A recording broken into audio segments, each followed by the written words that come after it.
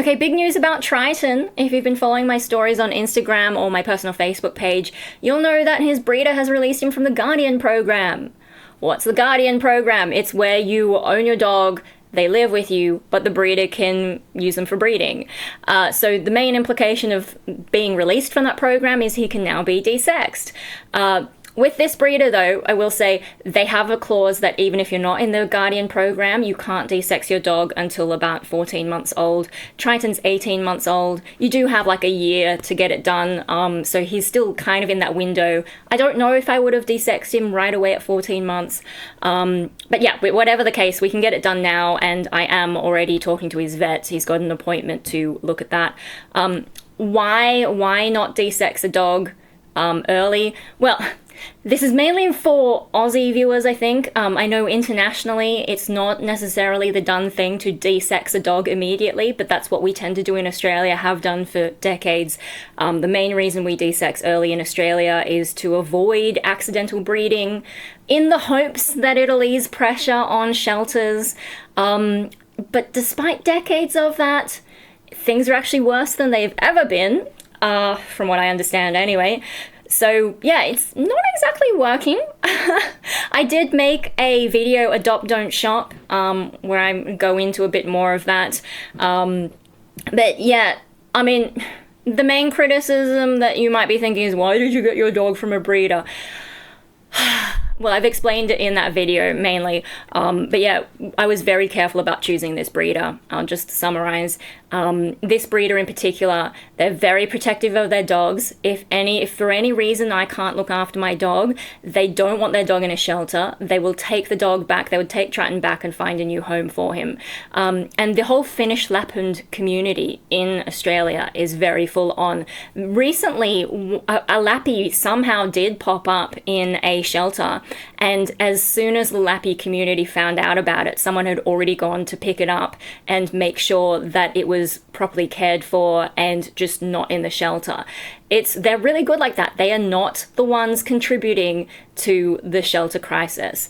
Yeah, and watching that happen, like I saw all the social media posts and, trying to work out whose Lappy it was, which breeder it came from, because you don't have backyard breeding of that particular dog as far as anyone can tell. Like, you just don't see these dogs in shelters.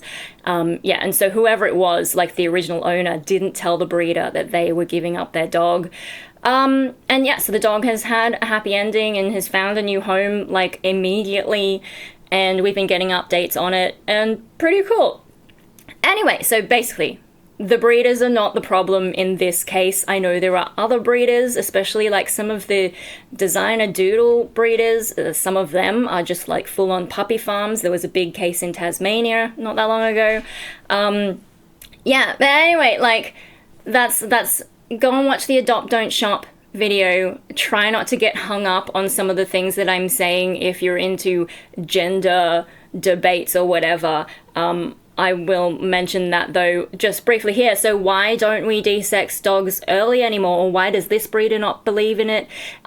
Because hormones affect development. And this is where I got in trouble with the Adopt Don't Shop video, because some of the people in that community misunderstood something I was saying about puberty blockers. To clarify on that, like, if you gave a kid puberty blockers and never took them off it, that would be unhealthy, right?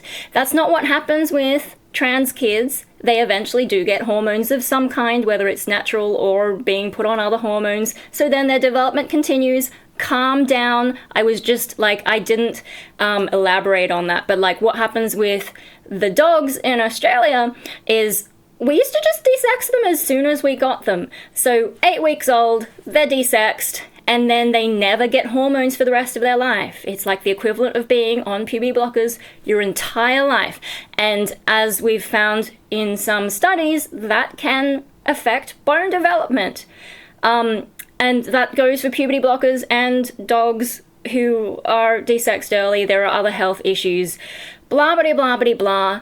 Calm down. Calm down. I'm not making a critique of how you want to treat, gender diverse kids or whatever you want to call it. Just breathe. Okay, we've gotten through that. So, probably the example I should have used more is actually castrati way back. And when you desex a dog early, or when these castrati unfortunately had them castrati, they tended to grow very tall, and we also see that in dogs. They grow taller, so they're a bit out of proportion. Now, in New South Wales, which is the state where I live, they give you until 6 months, and then if you don't desex your dog by 6 months, they slap you with higher registration fees. Trouble is, 6 months isn't late enough for most dogs. I mean, they're trying to catch them before they become sexually active, although a lot of them can be before that. But it's really only good for like the tiniest dogs. Most dogs need a lot longer than that to fully develop. So if you desex at 6 months, you've got a half-developed dog, and suddenly their developmental speed changes, and it has to do with bone plates, bone development. There's also psychological maturity that goes with hormones, blah, blah, blah, blah, blah.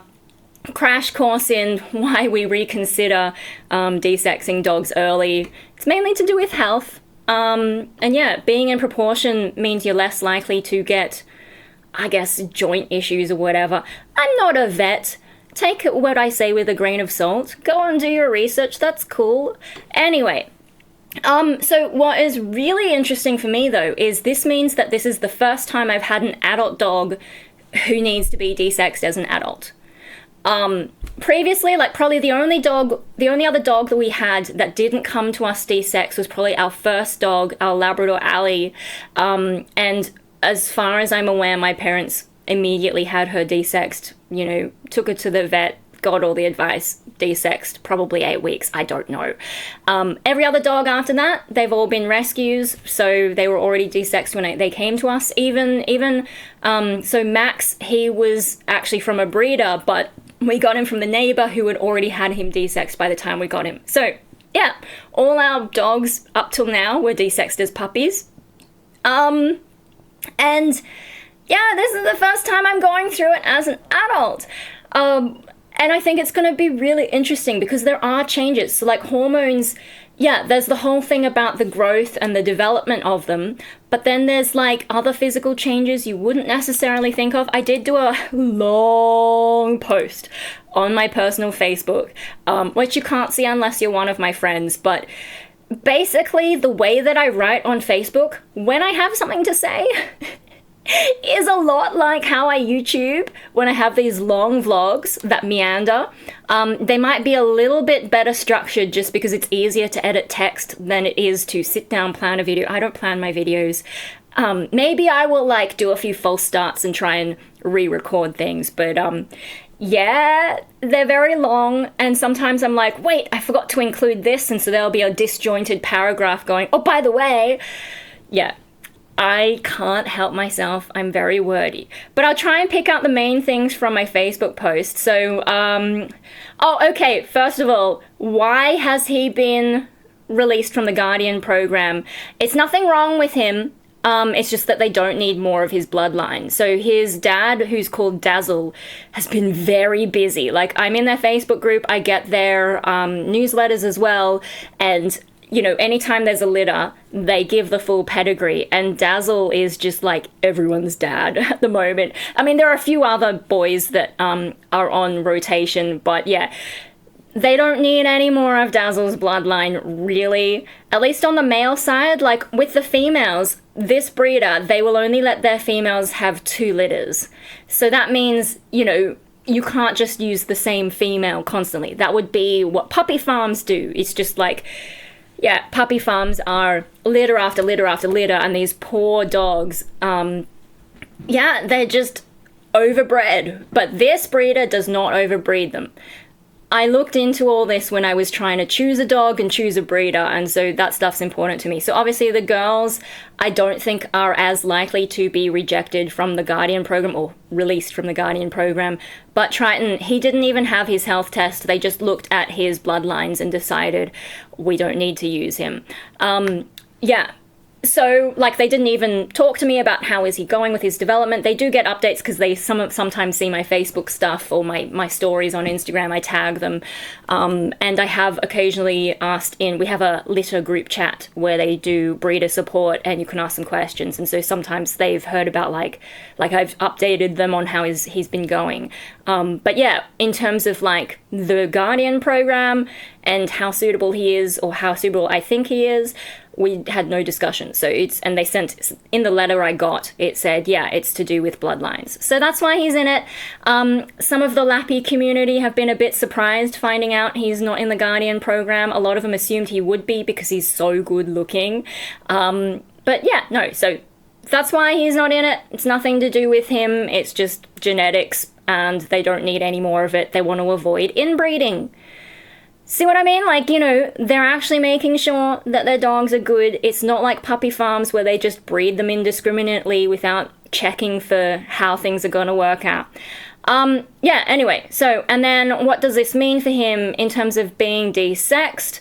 Like, the impact of the hormones will be interesting. So, and breeders have known this for ages because obviously they don't desex their dogs, and when they go into dog shows, most dog shows are for intact dogs. There's a separate category for neutered dogs, dogs that have been desexed, for good reason, because they do change physically. So yeah, in Australia at least, breeders have known this forever, the different changes that go on. But us lay people who mostly only encounter desexed dogs, yeah, I think it's going to be very interesting for me to see how it goes.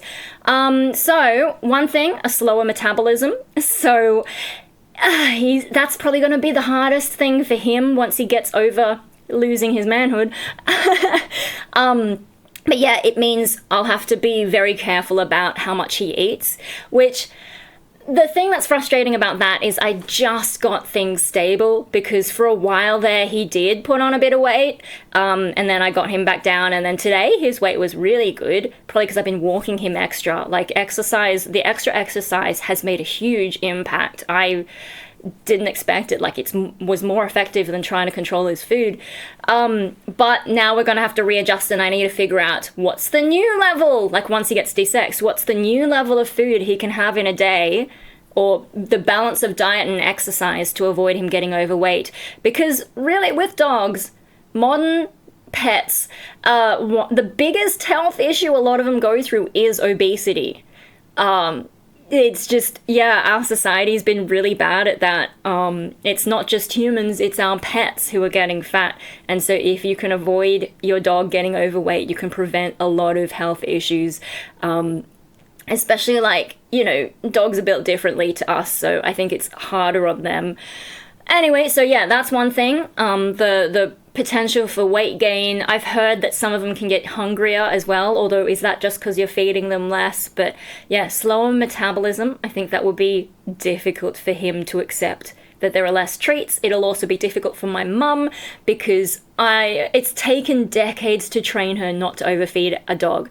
Our first Labrador was so fat, and she was super in denial, like spent this dog's whole life saying, oh, it's just puppy fat. I'm like, she's 10 years old, it's not puppy fat. Mum didn't realize how much that was an issue when our second Labrador, until our second Labrador passed away and we got his ashes back. Because that second Labrador, he was a rescue. We don't know what happened to him before we rescued him. I suspect he was probably used on a puppy farm for breeding. I have no evidence of that, but I suspect he was desexed late. So his physical systems were probably better set up to not be prone to getting overweight. But also, because of the abuse he had, he was clearly not fed properly. We had to initially feed him only small meals multiple times a day because his stomach couldn't physically handle the food that he needed to eat in one go. And we gradually worked him up to having 2 meals a day. He couldn't do 1 meal a day like we did with our first Labrador.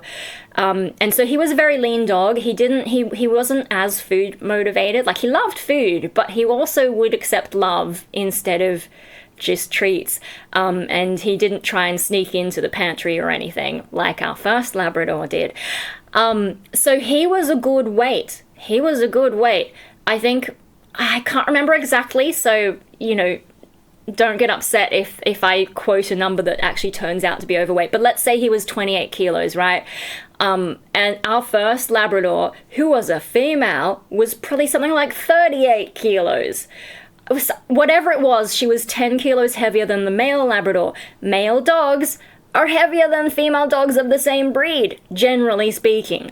And then when we got his ashes back, his ashes were heavier than our first Labrador's ashes, even though she was heavier in life. And Mum's like, oh no, did we not get back all the ashes from our first Labrador? And I had to point out to her, fat burns away. All you're left with is like the bone content and all that. So she was definitely a smaller dog underneath all that fat. And that's when Mum realised, yeah, okay, maybe it was an overfeeding issue.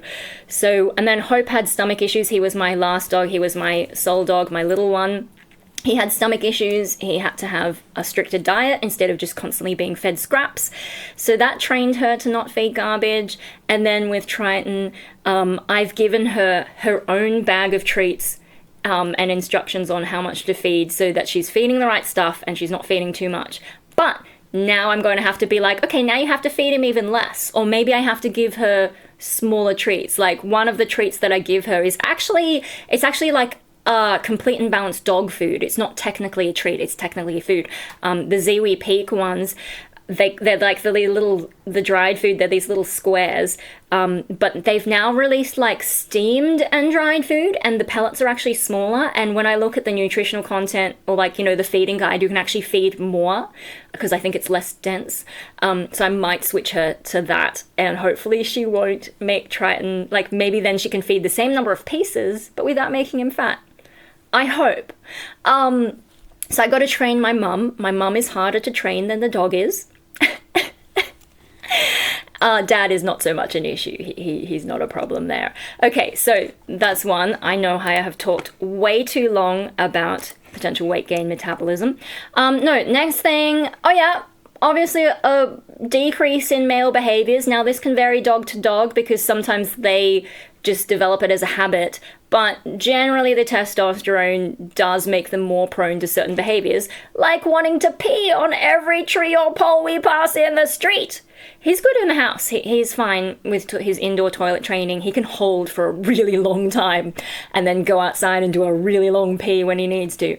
But yeah, when we're walking, he wants to stop everywhere and pee on everything, although lately he's also just been rubbing against trees, getting a back scratch, because he likes when I back scratch, and he's figured out that some trees, if they have low enough branches, or like bushes and stuff, low enough branches and they're firm, he can just go under and get his own back scratch. He's figured that out recently. It's so funny. I've been trying to get film of it, but it happens so fast. My phone can't focus fast enough for me to capture it, but I'll keep trying.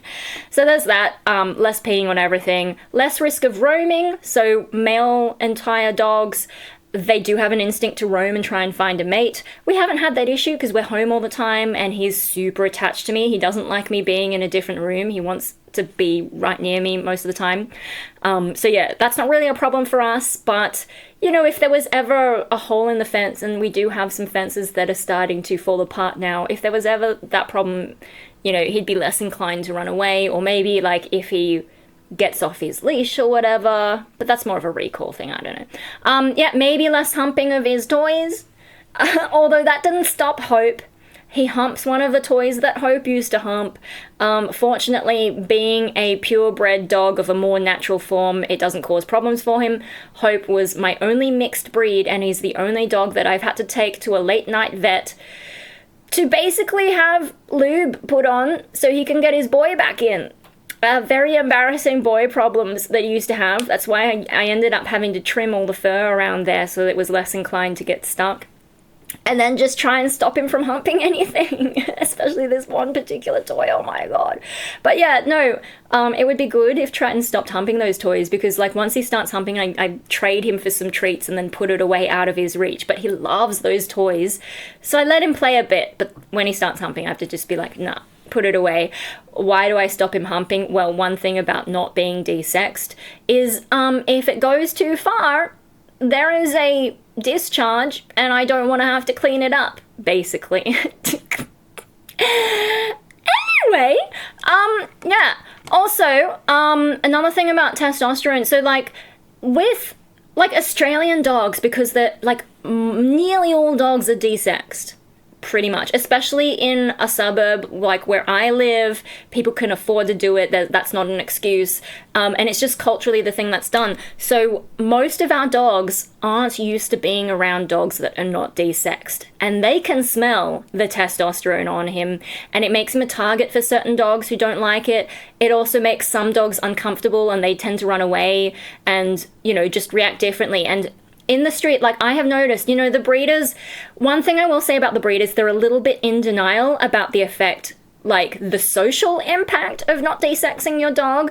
They say everything's fine, and like behaviorally, they say, oh, it's fine, it's all just training, whatever. But other dogs can smell it, they're not comfortable, and quite often I come across owners who were like, oh, my dog never, my dog's usually so nice, I don't know why they're running away or why they're getting aggro, blah, blah, blah. It's because they can smell it. Like, I thought, one thing about, Finnish Lapphund being a Spitz type breed, so that Husky, Pomeranian, Malamute, the general Spitz breeds, they have that wolf shape, and they tend to hold their tail high, and their ears tend to be perked. His ears are floppy, but their ears tend to be perked, and that sends signals to other dogs. Like, other dogs aren't used to it. It's kind of a very in-your-face, assertive kind of pose. So that can sometimes upset other dogs, but like I said, only his tail really does that. He is fluffy, and so he looks bigger than he actually is. That upsets some of the smaller dogs. But really, like, there are some dogs, like, they'll say, oh, no, my dog's fine with these kinds of dogs, but they're not fine with Triton because he's not desexed, and they can smell it.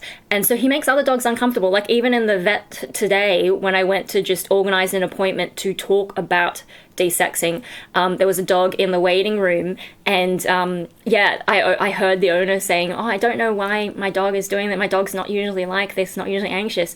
And I was like, it's definitely because Triton's not desexed. So, most of the time it's not too much of an issue, but there are some dogs who just don't like it, and they will treat him differently, maybe have a go at him, or maybe run away. And so, desexing him, I'm hoping that will, make it easier for him socially. And also, testosterone, I think, affects his behavior.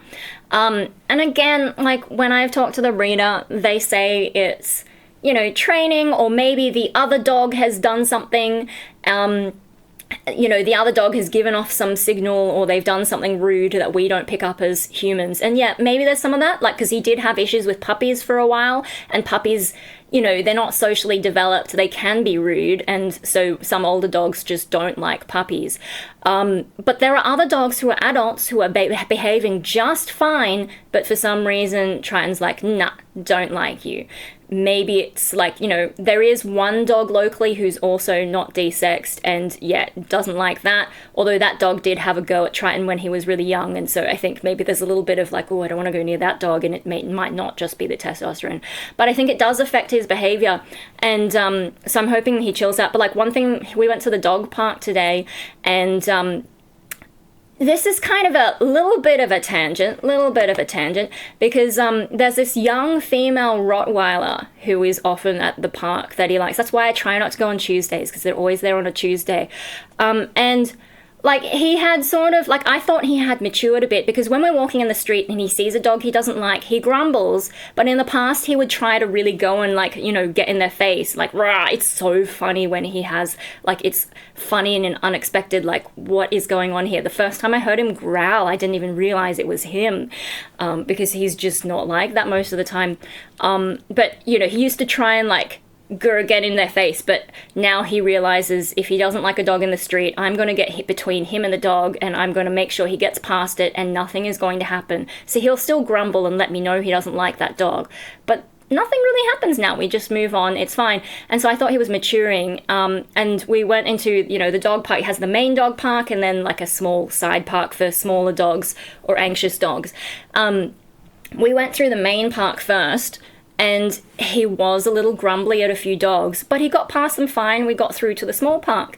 And then, played a bit there, but there wasn't much going on there. He decided he wanted to go back to the big park.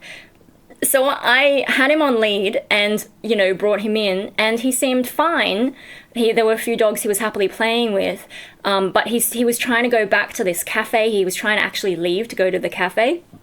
And so, you know, once I figured that out, I was trying to follow him. But then this young female Roddy, who he had issues with when she was younger, but now she's not a puppy anymore, should be fine. No, she was doing nothing offensive. She just went up to smell him, and he had to go. He started chasing her, got growly. I had to grab him, and the fuss that he caused set off a ridgeback. And so, you know, but, you know, we all grabbed our dogs. I got him out of there. I took him back to the small park right away. And then, yeah, we left. We got him his woofle. He always has to have a woofle. It's like a waffle, but for dogs. So woofle, he fucking loves them. He loves them more than other dogs. Like, he would rather have a woofle than play. But after that, all the, you know, the Roddy left, the Ridgeback left, little dogs came in, and he was perfect with these little dogs. So good, so well behaved, and it was really interesting seeing that. Now, I will link a video somewhere, somehow, description, whatever corner, I don't know, pinned comment maybe. There's a trainer. This is what I figured out was happening. I think Triton is actually assessing the threat level of these dogs, because yes, they're polite dogs, they seem to be well trained. The Ridgeback was having a bit more of a go back at Triton, and if we hadn't grabbed them, that could have turned into a fight. I'm not really sure. The Roddy was just running away. The Roddy was not a problem. But I think what Triton is doing is he's assessing this dog could kill you. Because some dogs, like Roddies, are very strong. They can kill you if they turn on you. He can't really tell that this dog is perfectly fine. He just looks at the dog and is like, that's danger. I will link a video where the guy explains this and actually demonstrates with a well-trained dog, but then you bring in a gigantic dog that looks like it probably could do you some damage, and suddenly this perfectly well-behaved dog is like, nope. And I don't know if Triton's trying to protect me, or if he's trying to protect himself, or what. What else did I say? Let me just have a look. Yeah, I don't know. He just seems to have a very strong instinct, and I just wonder if the testosterone is a part of that protective threat assessment instinct. Now, I don't know if desexing is going to fix that, because some dogs, when they're desexed, can become more aggressive. Although I've also seen a thing where they're more aggressive right after they've been desexed and they're adjusting to the new hormone levels, but then they chill out and actually become more calm afterwards, which would be nice. I would like him to be more calm and less nutty energy in general. Like, even at home, he can be kind of nutty, wanting constant attention and action, until he's too tired and falls asleep. But yeah, no, I would like him to, like, what this trainer says is, like, sometimes you should maybe listen to the dog when they are not happy with other dogs. Like, they might be trying to tell you, hey, this dog could be dangerous. But, like, I appreciate that instinct for survival. But in this modern suburban life that I have, it's not necessary. It kind of causes more problems than it solves. And here's the problem. Not the scary-looking dogs who are just minding their own business. He's the one starting this shit. And yeah, dogs who are entire, who have all their testosterone, they can be more inclined to start that shit. Now, I know it's not just a male-on-male testosterone thing, because it was the female Roddy that he was upset with. I don't know if she's desexed or not, but yeah, I just don't want him to be a problem, and I would like him to have smoother social interactions with other dogs. So one thing, they're not being set off by his testosterone smell, and he's not being set off by his own testosterone driving him to that, I hope. Now, if he has behavioral patterns already that he's internalized in his brain, it may not go that way, so I'm prepared for that. But we'll see what happens. He doesn't have to go to the dog park. Like, if it really becomes a problem, we just stick to the side park maybe. And yeah, avoid Tuesdays. He loves going for the cafe. So that's the main reason to keep taking him and get him some practice in the car, which he's not a huge fan of the car. But yeah, I will be very interested to see if that changes anything. But I've jumped around a bit. So yeah, reduced risk of certain health issues. So as I was saying, when you desex a dog too early, they can be prone to certain health issues. But also, if you don't desex a dog at all, they can be more prone to different health issues. In his case, testicular cancer. Can't get testicular cancer if you have no testicles, right? I just start thinking about Fight Club and that girl going into the testicular cancer one. Anyway, never mind. Let's not get preoccupied with Fight Club. Wow, I've been like 30 minutes and I haven't even gotten to what's probably going to be the most dramatic change as far as you guys seeing him visually. But yeah, what you will probably notice in photos and maybe in videos could be the appearance of his fur. Because when you desex dogs and the hormones, change, it affects the way that their fur is. And what I've been told by the breeder is that his fur will become softer. And instead of shedding once a year, or twice a year for the females, instead of shedding once a year, like doing a big shed once a year for him, it'll actually start shedding more consistently. I'm sorry if you got that notification noise. His fur should start shedding more consistently. Instead of seasonally. Now, is that better or worse? I think, I've been told that, softer fur, cute, nice. But the trouble with softer fur is I think it can mat more easily. And then with the constant shedding, it becomes a bit more of an ordeal to brush. I brush him weekly. I do a full 1.5 hour to 2 hour brush once a week. So I'm hoping that set me up well to help manage his fur so that he stays nice and comfortable.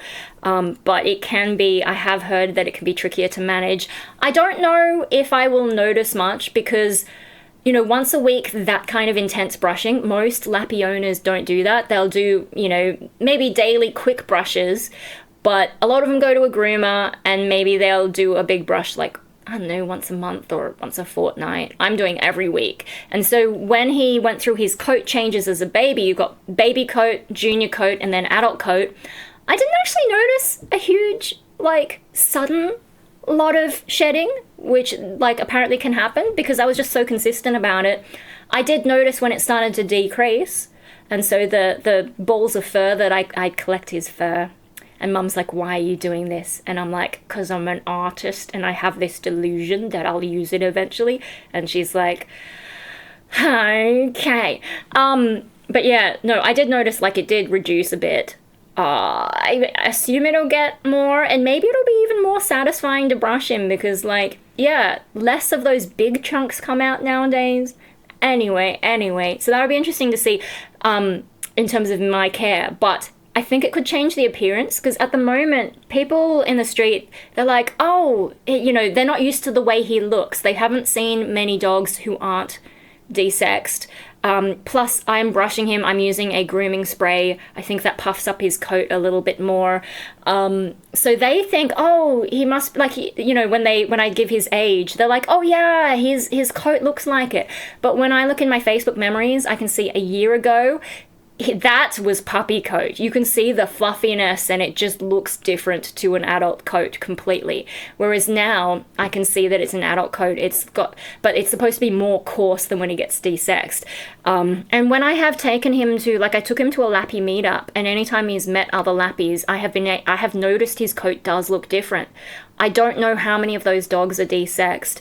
And so it could just be a side effect of my grooming routine. But, I'm going to be interested to see whether that changes the appearance of his coat, because then we will finally have the answer. Is it that he's not desexed, or is it my current grooming schedule and the product I use? Is that regular grooming what gives him that look? Or is it going to change? We'll watch that. So you might, if it is the hormones, you might see his coat change in texture.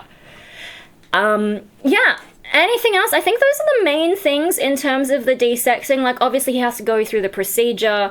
I'm going to ask about whether his teeth, he's got a couple of teeth towards the back where they overlap a bit, and the one that's underneath, clearly, it's harder to brush. I brush his teeth, he also chews, but for whatever reason, it's just holding a lot more of the yellow in there. So, I'm going to ask whether they do that. Although the nurse at reception said that's a lot, because he's being desexed as an adult, apparently it's a longer procedure, and then doing teeth, that's a long time to be under anesthetic, so it might not, we might just do the desexing and leave the teeth, because his teeth generally are fine. I check his gums every morning. So it's probably not an urgent thing, but we'll talk about that. So he'll go through the procedure. I assume he'll probably have to wear a cone of shame, which he will not like. And then, go through the mood swings of having your hormones changed. I know about this. I am on the pill constantly. But if I occasionally, when I've forgotten to take the pill, I take it for period pain to just not have periods. But occasionally, if I forget like a day or two, sometimes, you know, having the estrogen go down, it naturally means the androgens go up. So the testosterone that, you know, females do have a bit of testosterone, and when I have a higher balance of that, I can get a little bit aggro. So I know, like, yeah, having your hormones shift around, it can change your mood. Obviously, his testosterone will be going down, but that's not what his body and brain are used to. So I don't know how that's going to be. Then he's got to recover from it. And then, yeah, we start seeing, I don't know how long it takes for his coat to change. People have said that behavior changes very quickly. We'll see, and I'll give updates if there's anything major that I notice. Oh my gosh, people messaging me while I'm trying to concentrate. That's the problem with having my Facebook up just to read these things. What other things? Yeah, no, he had a good time with the small dogs at the park. Oh, there was a neutered greyhound. I didn't see any balls on this greyhound, but it was definitely a dude. He was obsessed with this greyhound, and so I think Triton might be bisexual. Although I've written in my thing, he needs to learn to ask for consent and get a goddamn room. That greyhound was not that impressed with him trying to hump this male greyhound. Oh my god. Yeah, also I've changed his car setup, so it now has this protector that Mum got for her dog that doesn't even exist yet. She got 2 of them, so one of them's in my car, and it covers the gap. You know, when you're on the back seat, there's a gap. It covers that gap. Which is good, but I think the material is a bit too slippery, so I might try and modify it, put something on there so that he's got a bit more traction. I'm not sure how I'm going to do that because I'm not good at these things, but yeah, I don't know, maybe Mum can help me. She's better at sewing than me. She actually knows how to use a sewing machine. I kind of know how to use a sewing machine, but I have some high school trauma over seeing a friend get the needle in her finger, and so I don't really want to touch it. Anyway, no, I have used a sewing machine since then, but I don't think this is the sort of thing you could use a sewing machine for anyway, though, because it's too thick. Blah, blah, blah. Yeah, he's got a new harness. I don't know if I've done any videos of that, but I've posted on Instagram stories. Instagram stories is a good place if you want to keep up with his photos, but also I post my own random shit there, so maybe not. But then I post my random shit on YouTube as well, so yeah, I don't know, follow my Instagram. But my Instagram is going to have a bit more music and art, hopefully, if I get my shit together. What else? Yeah, so I think he was happier in the car, but he was kind of anxious because we haven't been in there for a while, and I did change a lot of stuff all of a sudden. The reason I changed things suddenly is because I figured he already hates the car. There's no point doing it gradually because he's not gonna feel any better. So just, you know, rip off the band-aid, completely change it, make everything suddenly so much more comfortable. He did relax towards the end, but we've got a lot of work to do. I might have to do some just getting in the car, just having treats, and then getting back out again to try and recondition him. But I don't know, it's because of car sickness that he originally decided he didn't like the car, and I don't know how much I can change that kind of a response because it happened when he was so young. Yeah, childhood trauma, it's a thing. Yeah, and then, yeah, we went to the vet. He didn't really want to go. I think he was worried I was going to take him to the car again because I did have to move my car because there's so much construction. They take up all the parking spots until they fuck off in the afternoon. So, you know, he knew I went out to the car again, and he was a bit worried he'd get back in the car. But no, I took him to the vet. He did more walking. He loves visiting the vet. I have done a good job there, at least. Yeah. Oh, yeah, the final note, really, is with the Guardian program. Like, I'm glad we were willing to be part of the Guardian program. I was a little bit worried, like, you know, initially we said we don't want to be part of the Guardian program, but when they were 5 weeks old and we met the dogs, you can see video, Neptune, who's his brother, did snuggle next to me, but was kind of boring, didn't really connect with that dog, not as attractive. Whereas Triton, he was nibbling on my shoe and he's like, yes, pay attention to me. We connected a lot better. So, you know, and I had told the breeder, like, that dog I connected with better. And, but he was part of the Guardian program because he's the better male out of that litter, I guess, according to their temperament assessments and all that. And we could have said no, and then we would have ended up with Neptune. So I'm glad we said yes and ended up with Triton. It was a bit of like, then we would have had to go through the whole breeder thing, which would have meant that they would take him away for a health assessment, which would take a day or two, I think. And then if they used him for breeding, he'd be there for like a week, have to do a 1.5 hour drive to get to their property, which he doesn't like driving, and then he doesn't like being away from me. I don't think he would have liked that experience, even if he likes playing with other lappies, and maybe he did want a girlfriend. I just, it would have been hard on him, and you kind of do worry. You don't want to, I don't know, they know how to look after dogs, but they also feed only raw, I think. You can give them your own food, but the way I feed Triton is complicated, so working out those logistics. And with raw food, he only eats it if it's frozen, and so trying to tell them that. There's just so much hassle it would have been. And that's all stuff I didn't even know. I didn't even think about that. I just originally was like, oh, I don't know that I want a dog who's going to be breeding.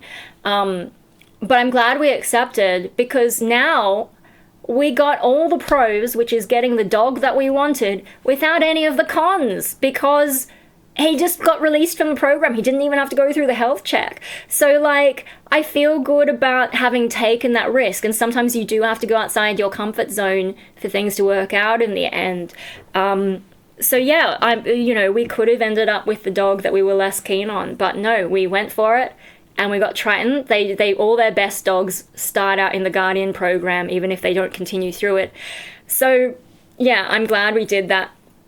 What's this final paragraph I've written on my Facebook post?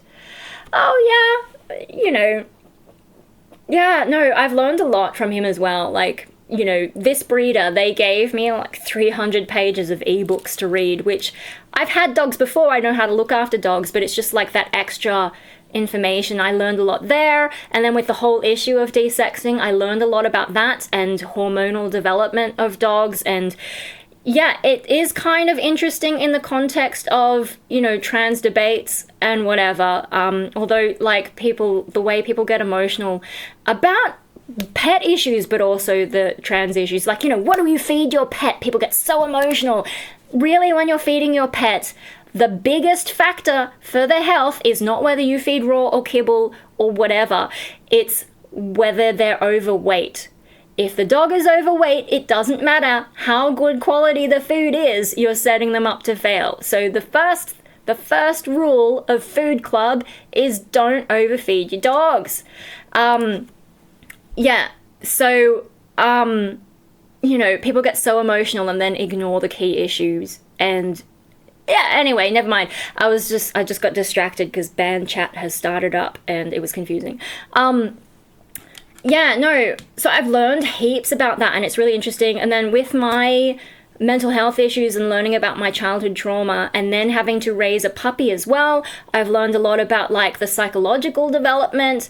What they experience when they're young can set them up for how they develop. And so I've made him really happy to go to the vet, which is something my past dog, my soul dog, didn't get. I got him at 12 weeks and didn't take him to puppy school because I didn't know how important that was. Didn't condition to him to the vet.